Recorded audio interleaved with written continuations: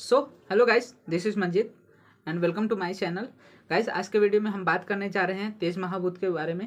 पिछले वीडियो में हम लोग ने वायु महाभूत खत्म कर दिया था। अब हम देखते हैं तेज महाभूत। तो तेज महाभूत में सबसे पहले निरुक्ति या फिर व्याख्या देखते हैं। तो तेजत्व अभिसंबंधात तेज है, ठीक है। तो जो तेजत्व जाति से समवाय संबंध में रहते हैं उस द्रव्य को हम तेज कहते हैं। तो जो तेजत्व धातु से या फिर जाति से क्या रहता है, समवाय संबंध में रहता है, उस द्रव्य को हम तेज कहते हैं। अब इसके पर्याय देखते तो हम जो तेज महाभूत है या फिर अग्नि महाभूत है उसको हम अग्नि, अनल, वह्नि और औदर्य इस नामों से भी जाना करते हैं। साथ ही साथ आगे हम लक्षण की बात करें तो उष्ण स्पर्शवत तेज। तो जो उष्ण स्पर्श वाला होता है, मतलब जिसमें उष्ण स्पर्श समवाय संबंध से रहता है, उसे हम तेज कहते हैं। वायु और अग्नि, मतलब जो वायु से उत्पन्न होता है उसको अग्नि कहते हैं। और तेजो रूप स्पर्शवत, मतलब जो रूपवान हो, जिसमें रूप हो और स्पर्श हो, ऐसे दोनों गुण पाए जाते हैं, ऐसे द्रव्य को हम तेज द्रव्य कहते हैं या फिर तेज महाभूत कहते हैं। इसके बाद हम प्रकार की बात करें तो तच्च द्विविधः नित्यम अनित्यम च। तो वायु की तरह ही तेज महाभूत के भी दो प्रकार होते हैं, एक नित्य एक अनित्य। नित्यम परमाणु रूप, नित्य जो होते हैं उनको परमाणु रूप में होते हैं, अनित्य जो होते हैं वो कार्य रूप में होते हैं। साथ ही साथ पुनः त्रिविध, तो फिर कार्य रूप तीन प्रकार के होते हैं, एक शरीर संज्ञक, इंद्रिय संज्ञक और विषय संज्ञक। जो इंद्रिय होते हैं वो रूप ग्राहक होते हैं और चक्षु होते हैं, कृष्ण तारा अग्रवर्ती होते हैं। तो जो शरीर संज्ञक होते हैं वो क्या करते हैं, सबसे पहले शरीर संज्ञक जो होते हैं आदित्य लोक में रहते हैं, अग्नि लोक में रहते हैं। इंद्रिय संज्ञक जो होते हैं वो चक्षुर इंद्रिय में रहते हैं। तथा जो विषय संज्ञक होते हैं उसमें हम चार प्रकार देखते हैं। विषय संज्ञक क्या है, चतुर्विध होते हैं, चार प्रकार देखते हैं, जिसमें भ्रम, दिव्य, औदर्य, आक्रज, इस प्रकार से चार भेद देखते हैं, ठीक है। तो जो विषय संज्ञक है उसके चार प्रकार देखते हैं, एक भ्रम, दिव्य, औदर्य और आकरज। जो भ्रम में होता है, मतलब जो भी पृथ्वी पे प्रेजेंट अग्नि होती है उसे हम भ्रम कहते हैं, ठीक है। तो भ्रम में क्या होता है, वन्यादि, मतलब जो भी व्यवहार में उपयोग होने वाली अग्नि होती है उसे हम भ्रम कहते हैं। दूसरा जो देखते हैं दिव्य, दिव्य अग्नि में या फिर दिव्य तेज में विद्युत आ जाते हैं, जो भी बिजली चमकती है उन सभी को हम दिव्य मानते हैं।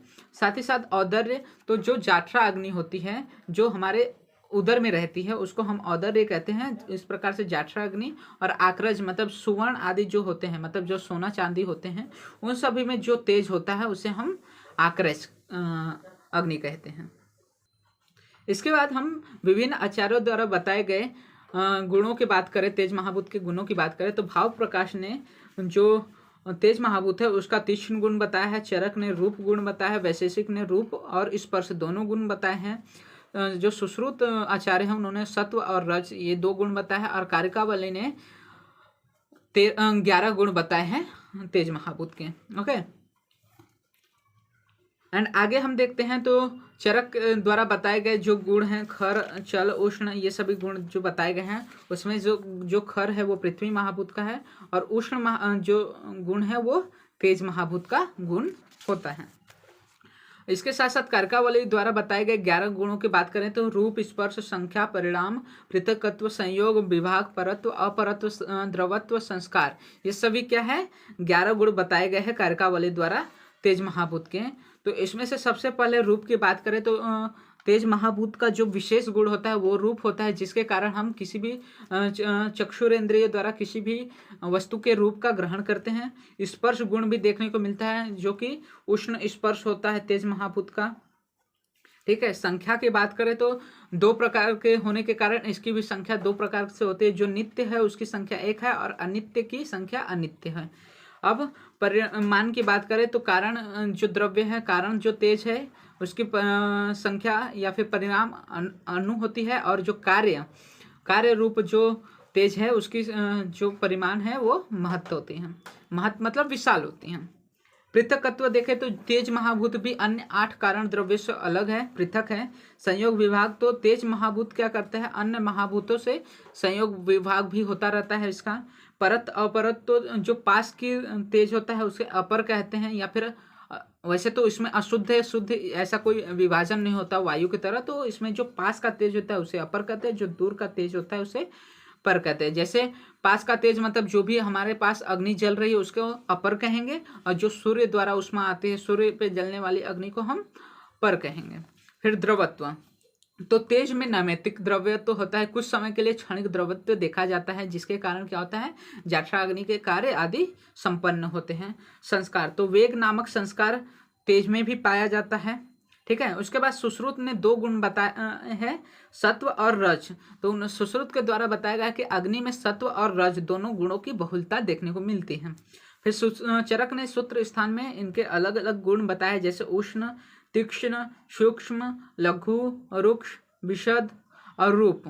तो जो रूप है वो अग्नि का प्रधान गुण है, उसके अतिरिक्त ये सभी गुण बताए गए हैं, जिससे उष्ण और तीक्ष्ण गुणों से ये शरीर में दाह पाक आदि कार्य करता है, शरीर में प्रभा या कांति लाता है और प्रकाश या फिर वर्ण आदि करने का कार्य करता है।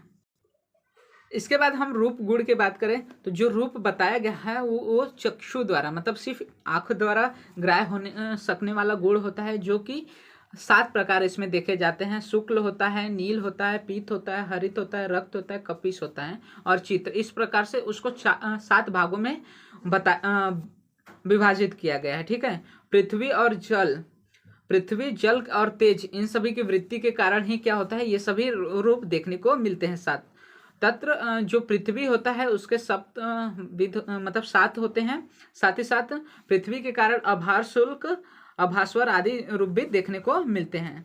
तो पृथ्वी के कारण ये जो 7 रूप है वो देखने को मिलते हैं। कौन कौन से? शुक्ल, नील, पीत, रक्त, हरित, कपिश, चित्र, ये सभी पृथ्वी धान्य होते हैं। और जो शुक्ल रूप है उसमें भास्वर और अभास्वर ऐसे 2 प्रकार पाए जाते हैं। तो जिसमें तेज महाभूत का अधिक होता है उसमें भास्वर रूप देखने को मिलता है, मतलब उसमें ज़्यादा चमक होती है, तथा अभास्वर में कम चमक होती है जिसमें जल महाभूत की प्रधानता होती है। तो जो रूप गुण है वो सिर्फ चक्षु द्वारा मतलब आंखों द्वारा ग्राह्य हो सकने वाला गुण है और इसमें 7 प्रकार बताए गए हैं। तो ये 7 प्रकार रूप के भी इम्पोर्टेंट है। इसके बाद हम तेज महाभूत की महत्वता देखते हैं कि क्यों हमें आयुर्वेद में तेज महाभूत को पढ़ने चाहिए। तो तेज महाभूत का विशेष क्या है कि वो एक रूप है जिसमें जाठरा अग्नि कहते हैं। तो तेज महाभूत का एक रूप या फिर एक प्रकार जो कि जाठरा अग्नि है, जो कि शरीर के अंदर सभी प्रकार के पाचन जो क्रिया होती है उसको करता है। अब जो भी शरीर में रोग होते हैं वो सभी किसके? मंद अग्नि के कारण होते हैं। जब शरीर में मंदा अग्नि मतलब जो जाठरा अग्नि होती है वो मंद पड़ जाती है या फिर धीमी हो जाती है, तो ऐसे कारण में पचन नहीं हो पाता, जिसके कारण से आमावस्था शरीर में होती है, जिसके कारण अलग अलग प्रकार के रोग उत्पन्न होते हैं। तो इसी कारण अग्नि को पढ़ना बहुत आवश्यक हो जाता है कि अग्नि के कारण ही जो शरीर की स्थिति होती है वो बनी रहती है, सभी पाचन क्रिया अग्नि द्वारा ही संचालित होती हैं। साथ ही साथ तेजात्मक द्रव्यों के सेवन से शरीर में दाह पाक प्रभा प्रकाश वर्ण आदि भी उत्पन्न होते हैं, क्योंकि शरीर में जो हमारी त्वचा होती है उसमें भ्राजक पित्त रहता है जो कि क्या करता है? कांति देने का कार्य करता है। तो इस प्रकार से क्या होता है अग्नि के बहुत सारे महत्व देखने को मिलते हैं। साथ ही साथ जो औषध दवा लेते हैं उसका शोषण आदि शरीर में उसकी प्रतिक्रियाएं उसका कार्य होना, यह सभी क्या है? तेज महाभूत पे ही निर्धारित रहती हैं। इस कारण तेज महाभूत की उपयोगिता देखने को मिलती है हमें आयुर्वेद में, ठीक है। तो ये आज हमारा तेज महाभूत कंप्लीट होता है। नेक्स्ट वीडियो में हम स्टार्ट करेंगे जल महाभूत। और अगर आपको इस वीडियोस के नोट्स चाहिए रहेंगे तो आपको टेलीग्राम चैनल में वो अवेल हो जाएंगे। आपको टेलीग्राम चैनल का लिंक वीडियो के डिस्क्रिप्शन में अवेल हो जाएगा। एंड अगर आपको वीडियो अच्छा लगा हो तो वीडियो को लाइक कीजिए एंड चैनल को सब्सक्राइब कीजिए, जिससे आपको फर्दर वीडियो से रिलेटेड अपडेट्स मिलते रहेंगे।